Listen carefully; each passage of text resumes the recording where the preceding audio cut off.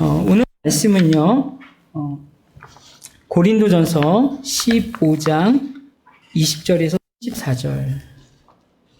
그러나 이제 그리스도께서 죽은 자 가운데서 다시 살아나사 잠자는 자들의 첫 열매가 되셨도다. 사망이 한 사람으로 말미암았으니 죽은 자의 부활도 한 사람으로 말미암는도다. 아담 안에서 모든 사람이 죽은 것 같이 그리스도 안에서 모든 사람이 삶을 얻으리라. 그러나 각각 자기 차례대로 되리니 먼저는 첫 열매인 그리스도요, 다음에는 그가 강림하실 때 그리스도에게 속한 자요, 그 후에는 마지막이니 그가 모든 통치와 모든 권세와 능력을 멸하시고 나라를 아버지 하나님께 바칠 때라. 그가 모든 원수를 그 발 아래 둘 때까지 반드시 왕 노릇하시리니 맨 나중에 멸망받을 원수는 사망이니라. 만물을 그의 발 아래 두셨다 하셨으니 만물을 아래 둔다 말씀하실 때 만물을 그의 아래 두신 이가 그 중에 들지 아니한 것이 분명하도다. 만물을 그에게 복종하게 하실 때에는 아들 자신도 그때 만물을 자기에게 복종하게 하신 이에게 복종하게 되리니 이는 하나님이 만유의 주로서 만유 안에 계시려 하심이라. 만일 죽은 자들이 도무지 다시 살아나지 못하면 죽은 자들을 위하여 세례를 받는 자들이 무엇을 하겠느냐? 어찌하여 그들을 위하여 세례를 받느냐? 또 어찌하여 우리가 언제나 위험을 무릅쓰리요? 형제들아, 내가 그리스도 예수 우리 주 안에서 가진 바 너희에 대한 나의 자랑을 두고 단언하노니 나는 날마다 죽노라. 내가 사람의 방법으로 에베소에서 맹수와 더불어 싸웠다면 내게 무슨 유익이 있으리요? 죽은 자가 다시 살아나지 못한다면 내일 죽을 터이니 먹고 마시자 하리라. 속지 말라. 악한 동무들은 선한 행실을 더럽히나니 깨어 의를 행하고 죄를 짓지 말라. 하나님을 알지 못하는 자가 있기로 내가 너희를 부끄럽게 하기 위하여 말하노라. 아멘. 절망의 시대에 소망하는 사람들, 절망의 시대에 소망하는 사람들이라는 제목으로 하나님의 말씀 나누도록 하겠습니다. 이제 설교 하기 전에 이제 매주 이것을 한번 해보려고 해요. 우리 서로 칭찬 한마디를 하는데요. 주보에도 나와 있듯이 상대가 어른이시면 보라색을 좀 읽어주셨으면 좋을 것 같고, 아이들이라면 우리 누구누구는 미리 준비하는 모습이 멋져요. 이런 마음으로 우리 칭찬하며 서로 격려했으면 좋겠습니다. 준비하는 모습이 참 아름답습니다. 우리 아이들은 준비하는 모습이 멋져요. 네, 서로를 한번 받쳐보면서 한번 해보세요. 준비한 모습이 참 아름답습니다. 네. 여러분 무엇을 위해 준비하십니까? 우리는 하나님 나라를 회복하는 사명의 부르심을 받았습니다. 그것은 거대한 선교지로 가는 것도 중요하지만 하루하루 믿음으로 살아나가면 거기 하나님의 나라가 임하는 줄 믿습니다. 어제 모처럼 며칠 전부터 교회에 세미나실이 2건의 이야기 들어왔었어요. 어제 오전에 갑자기 2건 다 캔슬했습니다. 아마 금요일날 이제 교회들의 감염 사례 때문에 이제 소그룹 목장 모임이나 어떤 상담 문의가 캔슬이 된 것 같아요. 여러분, 우리가 생각하지 않는 일들이 많이 일어납니다. 취소되고 기대했던 것들이 할 수 없게 될 때. 지금 아마 코로나 이 시기가 많은 이들에게 상실감을 주고 어떤 소망하는 것들이 빨리 이루어지지 않아서 어려움을 겪는 시기인 것 같아요. 저도 뭔가 빨리 될 것 같은데 이 시기는 견디는 시간 같아요. 무엇보다도 하나님의 손이 어떻게 움직이시는지 기다리는 시기 같습니다. 아마 우리 교회는 없는데 지금 가장 불안해하며 떠는 연령층이 고3 아이들일 거라고 합니다. 입시 제도도 변했는데요. 그러니까 고3 아이들부터 변했는데요. 마지막이죠. 그러니까 얘네들은 재수하면 분리하는 애들이에요. 그러니까 얘네 다음부터는 그 시험 이렇게 바뀌는 거죠. 그리고 지금 학교에 가서 계속 지도를 받고 도움을 받아야 되는데 수업 일수도 부족하고, 그리고 수능 날짜도 2주인가 연기된다고 하죠. 그러니까 자신들이 치러야 할 씨름이 미뤄졌다. 좋을 수도 있어요. 준비 안 된 사람들한테는 좋아요. 기간이 더 연장된 거라서. 그러나 지금 하루하루 깨어서 준비한 친구들에게는 힘이 빠지는 일일 수도 있습니다. 여러분, 이 땅에서 우리가 시험을 치르고 있는 것 같아요. 어떻게 보면 하나님 우리의 삶, 인생이란 시험을 주셨는데 여러분 잘 풀어가고 계십니까? 시험 문제가 어려울수록 뭐예요? 수준이 올랐다는 거예요. 그렇죠? 여러분 어렸을 때는 그냥 웃고 넘어가면 되지 그랬지만 이제는 책임져야 하고 그 시험을 위해서 고민해야 하고 몰두해야 된다. 그럼 여러분의 수준이 지금 올랐다는 거예요. 근데 하나님께서는요, 능력을 주셔서 푸시게 하지만 여러분의 믿음의 근육, 신앙의 근육, 삶의 근육이 붙여졌을 때, 그리고 인격이 무너지지 않을 때 그 시험을 통과시키게 하실 줄 믿습니다. 그래서 믿음이 시험을 이길 수 있는 거예요. 단순한 믿음이 아니라 견디고, 기다리고, 소망할 수 있대. 그러나 우리의 시험이 무너질 때가 있습니다. 바로 고린도 교회죠. 고린도 교회는 빨리 교회가 성장했어요. 거기에 은사들도 드러났고요. 돈 있는 사람들도 교회에 모여들기 시작했습니다. 교회가 세상에 이제 막 교회 소문이 막 왁자지껄하게 나는 거예요.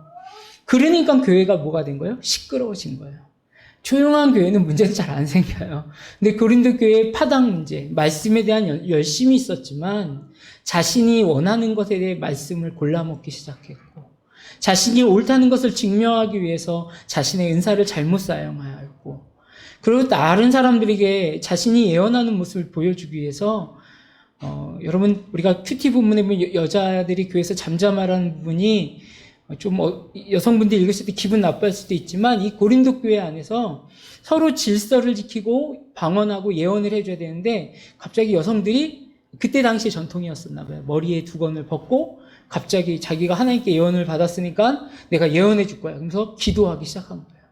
그러니까 교회의 질서를 깨고 자신이 은사를 받았다고 하면서 그렇게 안수해버리니까 주변 사람들이 뭐랄까요? 저 여자 뭐야? 이상한 소리 하고 있어. 그러니까 교회가 분위기가 이상해진 거예요. 교회가 자신들이 자랑하기 위해서 했을 때 혼란을 겪게 됩니다. 그래서 바울이 처음엔 칭찬하다가 두 번째는 뭐가 더 중요하다가 얘기하다가 고린도전서 13장이 뭐죠? 사랑장이잖아요. 사랑장의 1절이 뭡니까? 우리가 모든 것을 행할 거기에 뭐가 없으면 사랑이 없으면 그것은 소리나는 구리와 울리는 꽹과리밖에 안 된다. 시끄러워. 여러분 꽹과리들이 1시간 이상 들고 있을 자신 있으신가요? 깨갱 깨갱 깨갱 시끄럽습니다. 나중에 귀가요 찌릿찌릿해요. 꽹과리는 모든 음악을 모든 악기를 뚫고선 칠 수 있는 거예요. 그러니까 꽹과리라는 건 뭐예요? 내가 높다, 내가 잘났다, 자기 소리를 높이는 것밖에 안 되는 거예요. 그러나 여러분 사람의 마음을 평안하게 하고요 힘있게 하는 건 베이스가 깔린 음악들이에요. 그렇죠? 베이스가 뭔가 묵직하게 끌면 마음에 감동이 듭니다. 그래서 우리 전쟁 영화 같은 거 있잖아요. 사실 되게 무서운 영화잖아요. 사람 죽고. 근데 전쟁 영화 끝날 때 거의 뭐 오케스트라가 푸지 하면서 감동을 이렇게 줍니다. 뭔가 이렇게 깨달음을 얻은 것처럼. 교회도 그랬습니다. 어울림이 있고 하나 하모니가 일어날 때 아름다움이 회복되는 것이죠. 여러분 우리의 믿음은요 무한 긍정이 아닙니다. 믿음은 그 사실 안에 사는 것이 믿음입니다. 우리 긍정의 힘이라는 게 잘못하면 무한 긍정으로 빠질 수 있습니다. 우리는 하나님을 믿습니다. 그는 선하시며 그 인자하심은 영원하십니다. 그분은 사랑으로 세상을 통치하십니다.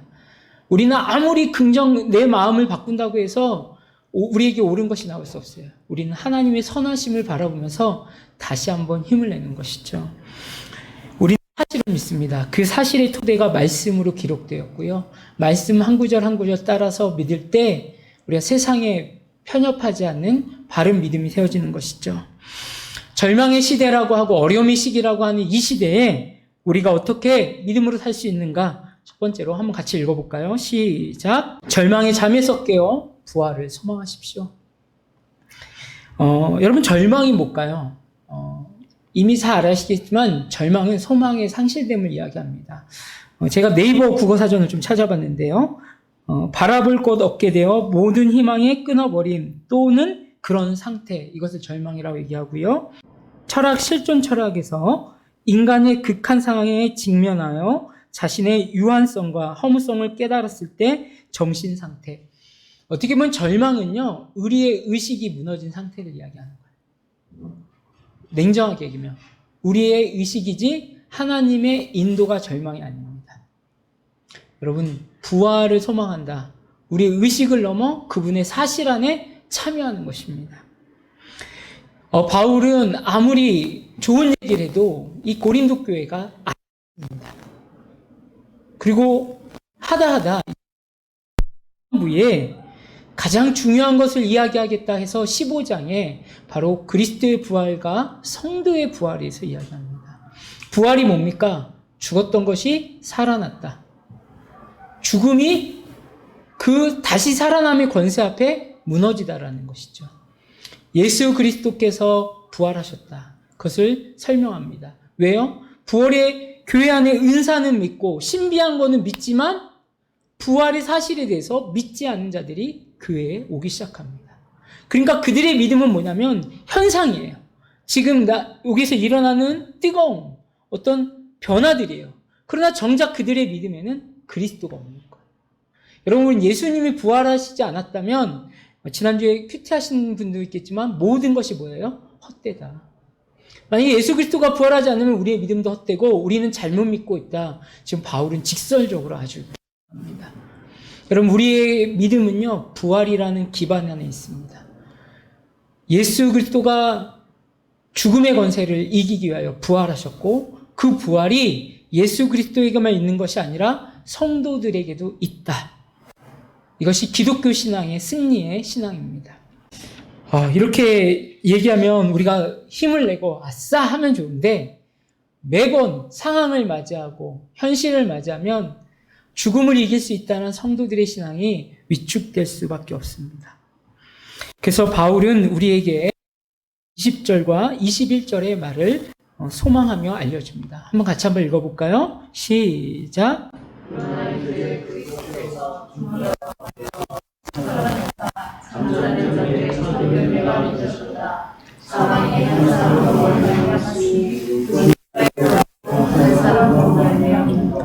아멘. 제가 오늘 설교를 준비하기 위해서 많은 시간 준비는 하지 못했는데 너무 어려워요. 사실 인간의 이성으로 부활을 소개하겠다는 건 어렵습니다.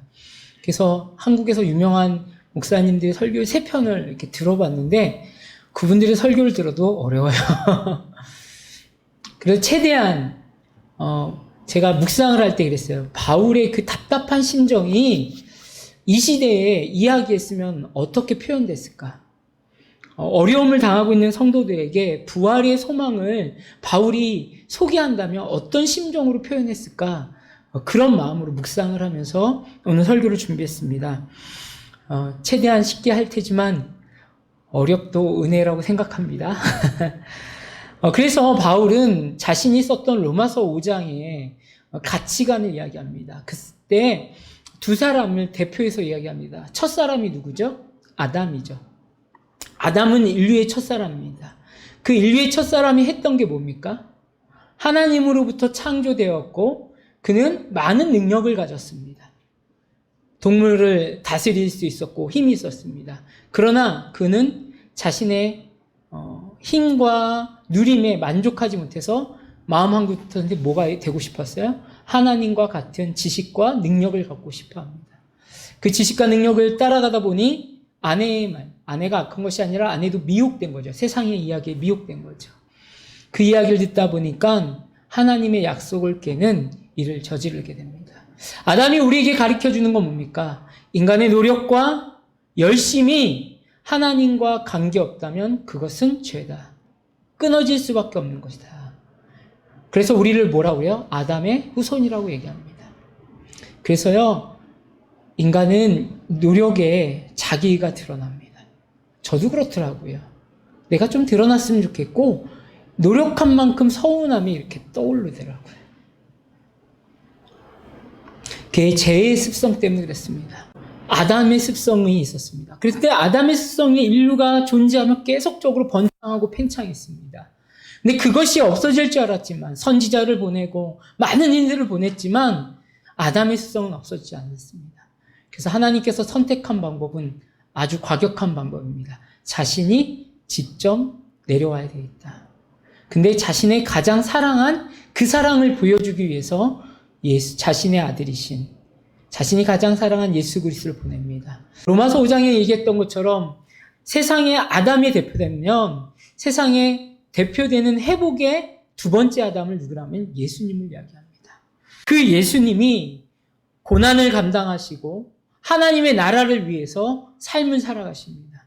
그래서 십자가를 감당하시고 자신이 죽으시고 해결한 것이 부활이었습니다. 지금 바울은 잠자는 자들의 첫 열매가 되셨다. 누가요? 그리스도가.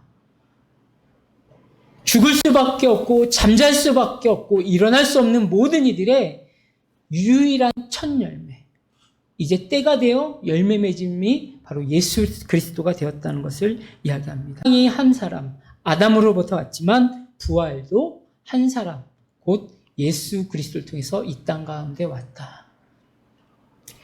지금 바울은 그렇게 소개하고 있습니다. 우리는 예수 그리스도 안에서 회복되었고 그 열매가 우리들의 것이다. 우리들에게 전해졌다라고 이야기합니다. 그러면서 그 열매가 순서가 있음을 이야기합니다.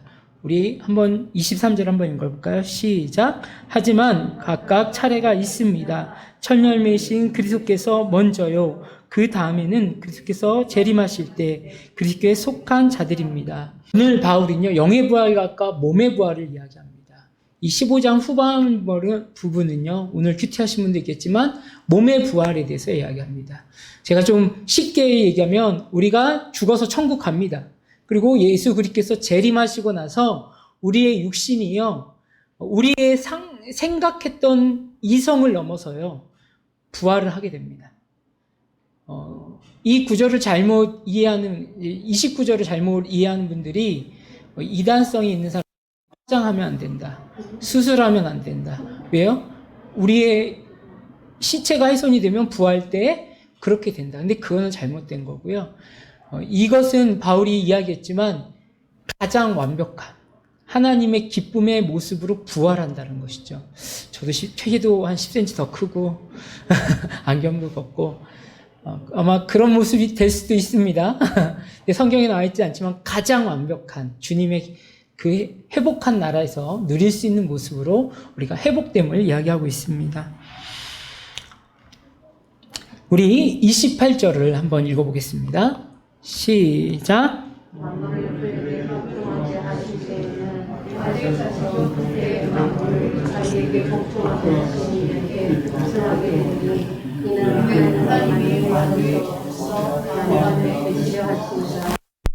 예수 그리스도가 첫 열매에 대해서 모든 사람의 소망의 구원주가 되십니다. 그러나 예수 그리스도 복종함으로 인하여 하나님 아버지 앞에 삶으로 그의 아들임을 증명했고, 우리에게 중요한 건 하나님으로 인해 사는 믿음의 삶을 이야기하고 있습니다. 우리 여러분, 하나님의 은혜로 산다는 건 순종, 여러분 순종이 어려운 것이 아니라 우리 욕심 때문에 순종이 어려워진 거예요. 그렇죠? 최근에 되게 아픈 뉴스를 듣게 됐어요. 이것이 한 교회를 비난하는 이야기가 아니라요. 그 하남시에서 제일 큰 교회가 9월 달에 완공이 됐었거든요. 근데 6월 6일 날 경매로 나왔어요. 네.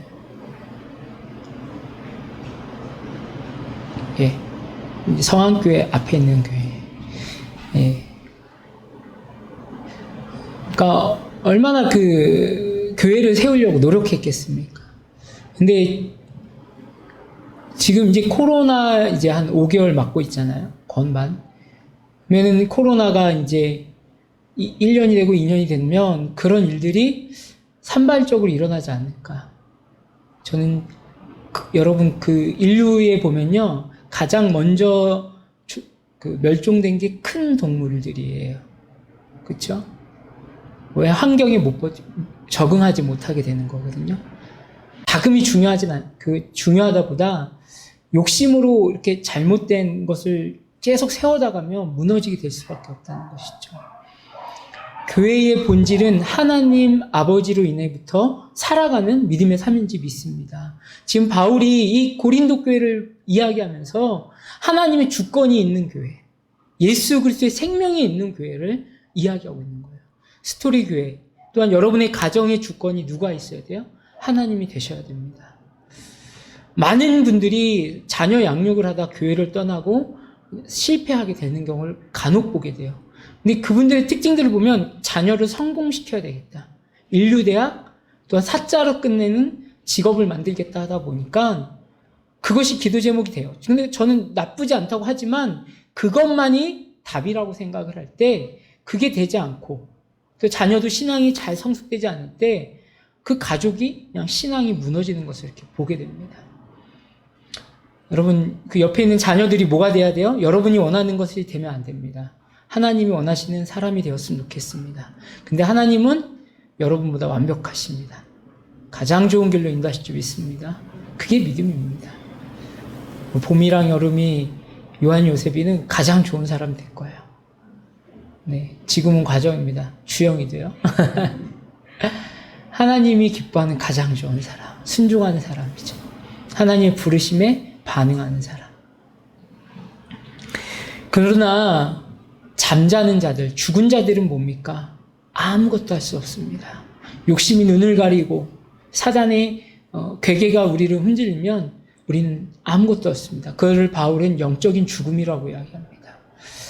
여러분, 우린 믿으면 천국 갑니다. 너무 쉽게 얘기하지만 죽음이라는 것 두려워하지 않는 사람 여기 한 분도 없습니다. 죽음은 다 두렵습니다. 죽음의 문제는요, 힘들어요. 여러분, 죽음의 문제가 이렇게 가까이 여러분이 삶에 오면 고민하실걸요? 아파하실걸요? 걱정하실걸요? 제 이야기는 아니고, 심리학자인 칼 융은 죽음에 대해서 이렇게 이야기합니다. 한번 읽어볼까요? 시작.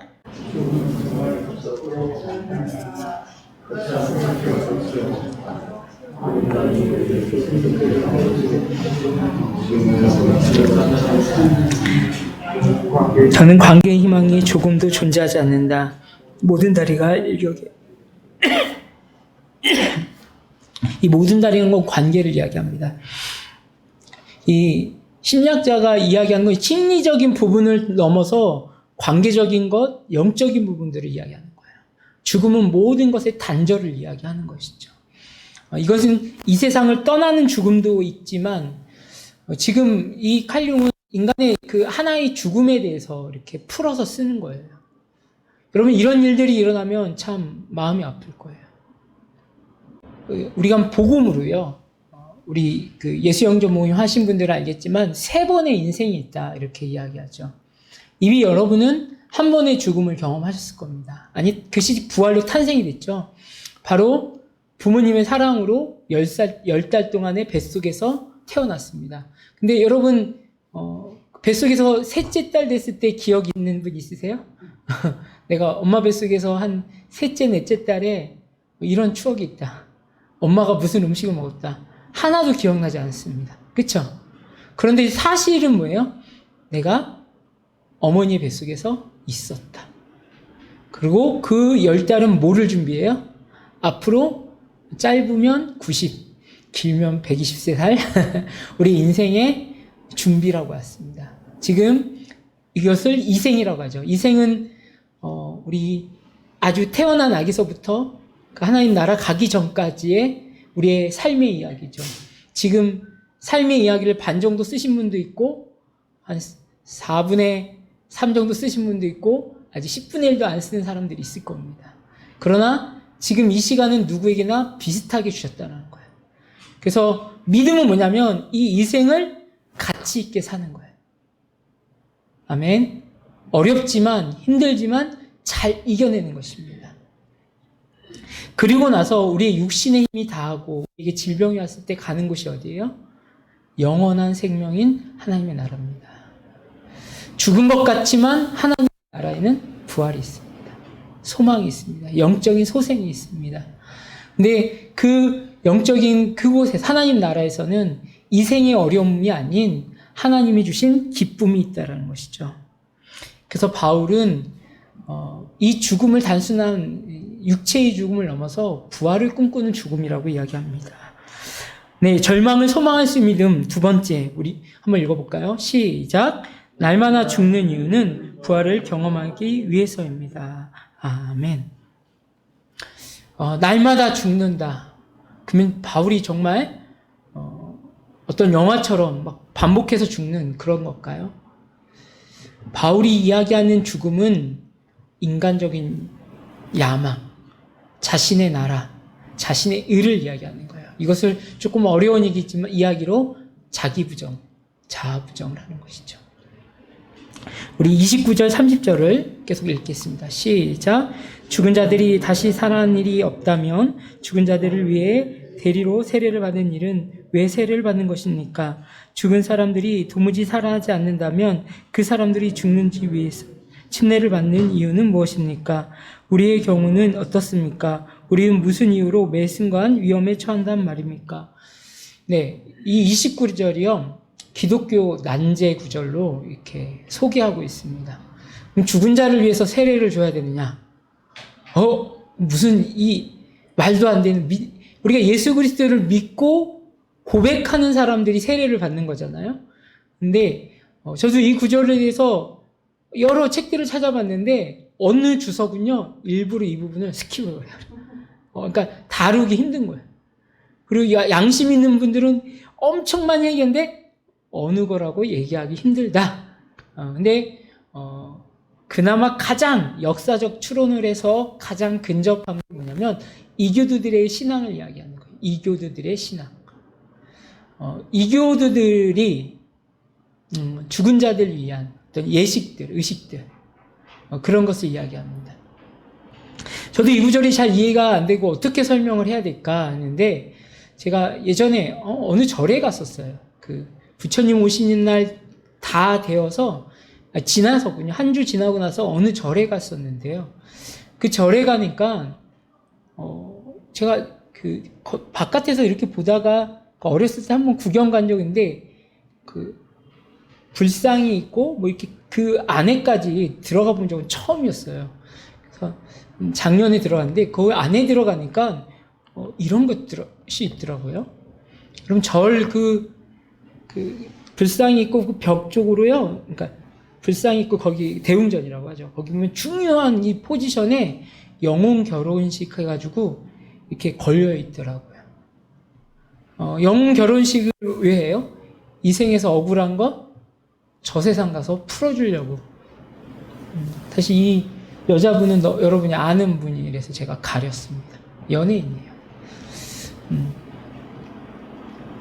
이 영혼 결혼식을 해주는 게 이게 비용이 엄청 많이 들거든요. 근데 이 불교 사상은 이제 윤회고 환생인데 보니까 이 생의 문제가 잘 해석되지 않으니까 어떻게 보면 영혼 구원이라는 건 반증하고 있는 거 아닙니까? 죽음 이후에 세계가 있다라는. 그렇죠? 그러니까 이교들의 신앙이나 어떤 종교성을 봤을 때 죽음이란 문제가 그들의 논리로 해결되지 않는다는 거예요. 사실 고린도 교회 안에 있던 이교의 문화는 뭡니까? 끝이다. 쾌락주의잖아요. 그 쾌락주의가 뭡니까? 에피크로스파라고 하는데 죽으면 끝이다. 아무것도 없다. 그래서 지금을 느끼고 지금을 만족하다. 지금 그냥 인간적으로 다 누리다가 죽는 거. 그게 쾌락의 최고의 인간의 기쁨이다. 근데 그들이 뭐예요? 죽은 자들에게 세례를 주고 죽은 자들을 위한 예식들을 한다는 거. 왜냐하면 죽음의 문제를 쉽게 얘기했지만 자신들 안에 해결되지 않는 두려움이 있는 것이죠. 근데 그러한 상황 가운데 바울은 너무나도 터프하게 가감하게 31절에 자신의 이야기를 합니다. 한번 읽어볼까요? 형제들아 내가 그리스도 예수 우리 주 안에서 가진 바 너에게 대한 나의 자랑을 두고 단언하오니 나는 날마다 죽노라.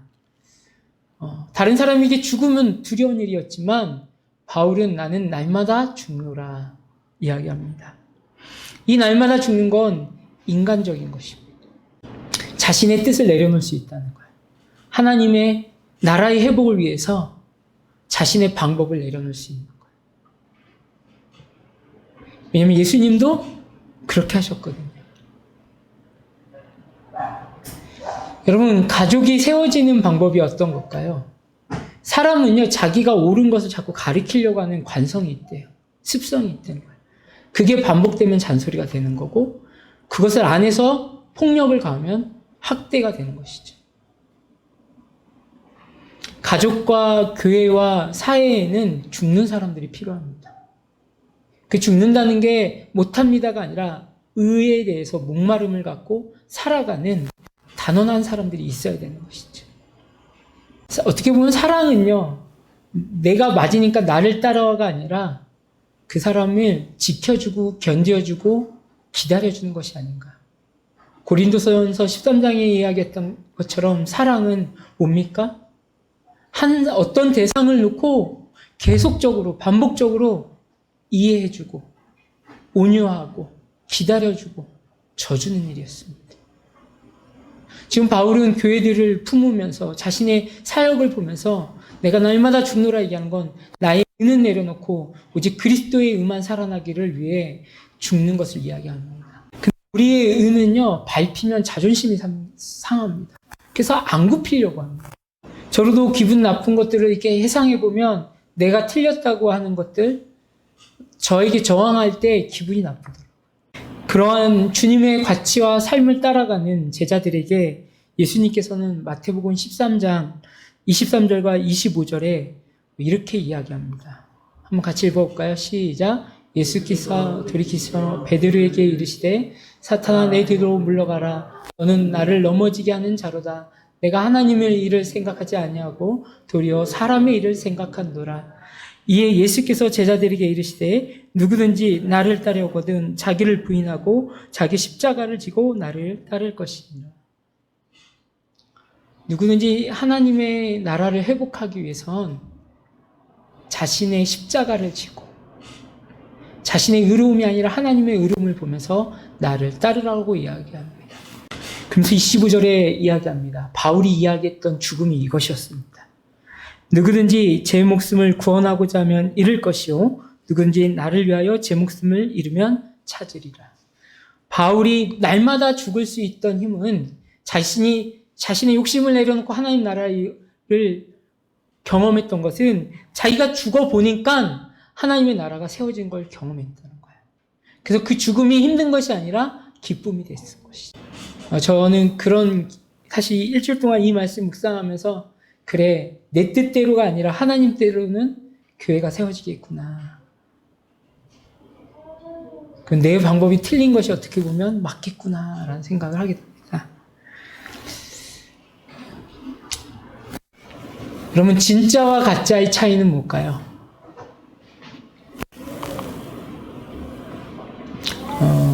진짜와 가짜의 차이.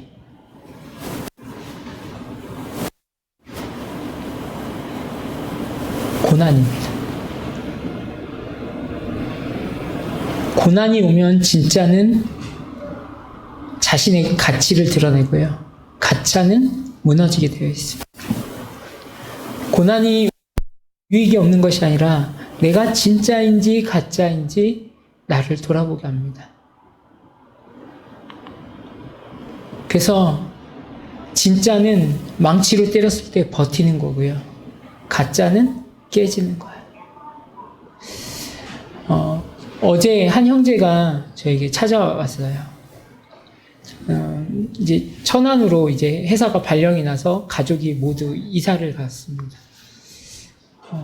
저에게 이사 가기 전에 저에게 부탁한 게 있었는데 뭐냐면, 사실은 전에 교회에서 섬겼던 형제였는데, 전에 교회에서 너무 힘들었다는 거예요. 자신의 옷에 맞지 않는 교회에서 매번 찬양팀으로 리더로 하면서 신앙의 본질 없이 그냥 끌려가듯이 했기 때문에 목사님 진짜 교회를 저한테 소개시켜달라고. 진짜 신앙생활 하고 싶은데 저한테 와서 제 마음에 스토리 교회가 있는데 얘기하고 싶었지만 천안으로 이사 가서 너무 멀잖아요. 그래서 그러면 우리 같은 교회 운동을 하는 제가 한 교회를 소개를 해줬어요. 저도 이제 그 교회 목사님을 알고 경험을 해봤기 때문에 소개를 해줬습니다. 근데 사실 걱정했어요, 내심. 그 교회가 벽돌로 되고 좀 오래됐어요. 인테리어가 후졌어요. 그러니까 심플한 교회가 아니에요. 디자인이나 뭐 주보도 보면 촌스러워요. 우리가 봤을 때 아우 저 교회는 좀 그렇다 할 수 있는 외형은 좀 촌스러운 교회예요. 근데 그 교회에는 뭐가 있냐면 공동체가 살아있습니다. 또 교제가 살아있어요. 그러니까 그 형제가 제 걱정을 했거든요. 그 형제가 그 외형을 보고 못 견디면 어떡할까. 근데 이제 한 두 달 만에 온 거예요. 저한테 목사님 너무 고맙다고. 숨이 쉬어진다고. 이제 공동체를 알 것 같다고. 자기가 알고 있던 복음이 깨졌다는 거예요. 자기는 저보다 어려운 말 하더라고요. 공간 신학을 했던 것 같다고. 큰 교회, 어떤 화려함, 그 음악, 뭐 그런 어떤 공간에서 하나님의 임재를 느끼는 것이 믿음인 줄 알았는데, 그런 거 전혀 중요하지 않다. 예수님과 나와의 관계, 그분의 생명력, 또 그분의 생명력을 함께하는 공동체. 그 친구가 사실은 좀 출세욕이 있던 친구였어요. 그 유학도 하고 그랬는데, 자신의 그 소그룹을 인도하는 목장을 하시는 그 목자님은 우리 이야기로 하면 고물상을 하시는 거예요. 그런데 그분의 삶이 너무 행복해 보인다. 그리고 그분의 자녀들을, 그래서 진짜인가 가짜인가를, 이거 너무 밝은 거 아니야? 그래서 보기 위해서 그 자녀들과의 관계를 유심히 몇 주 동안 봤대요. 근데 아이들이나 또 자신에게 대하는 모습이 너무 똑같고 아이들한테 몰래 물어봤다는 거예요. 아빠 좋아하니? 존경하니? 하니까 애들도 좋아해요. 근데 그게 가식이 아니라 아이들 다음에 이야기로. 여러분, 교회에는 예수 그리스도의 복음이 있으면 됩니다. 아멘. 그것이 우리의 기쁨으로 있어야 되는 것이죠. 지금 바울이 그렇게 이야기하고 싶은 건 화려한 은사, 건물이 아니라 이 성도를 각각 개인에게 그리스도 예수가 가슴에 있고 그 부활의 소망이 있는가입니다. 아마 바울이 이 시대에 와서 이야기하고 싶은 거는 아마 교회들 앞에서 큰 소리로 강연하지 않을까 저는 생각합니다. 껍데기 보지 마십시오. 여러분의 가슴에 인생에 예수 그리스도가 있습니까? 여러분이 예수 그리스도에 인해 기뻐함이 있습니까? 그 부활의 소망이 있습니까? 주님 한 분만으로 날마다 죽을 수 있습니까? 이렇게 질문하지 않을까 생각합니다. 한번 생각하면 바울이 얘기했던 것이 우리가 잃어버린 거예요. 여러분, 예수 그리스도가 여러분에게 있으니 불안하지 마십시오. 여러분, 우리는 실수를 연발하면서 살아가는 게 우리 인생입니다. 부족할 수 있습니다. 그럼에도 불구하고 예수 그리스도의 십자가는 취소되지 않습니다. 그분은 계속 우리가 화해하실 때까지 기다리고 계신 분인지 믿습니다. 이 고난의 시대, 어려움의 시기에 부활의 소망을 갖고 살 수 있는 건 우리가 낮아질 때, 우리가 우리의 의를 내려놓을 때 주님의 방식으로 새롭게 하신다는 하나님의 나라의 소망이 있음을 발견합니다. 여러분, 가슴에 손을 얹고 선포했으면 좋겠습니다. 나는 소망이 있는 사람이다. 하나님, 우리는 하나님이 필요합니다. 하나님, 우리 가정과 우리의 일터와 우리의 생업과 우리의 삶에 주님으로 인하여 기뻐하게 하여 주십시오.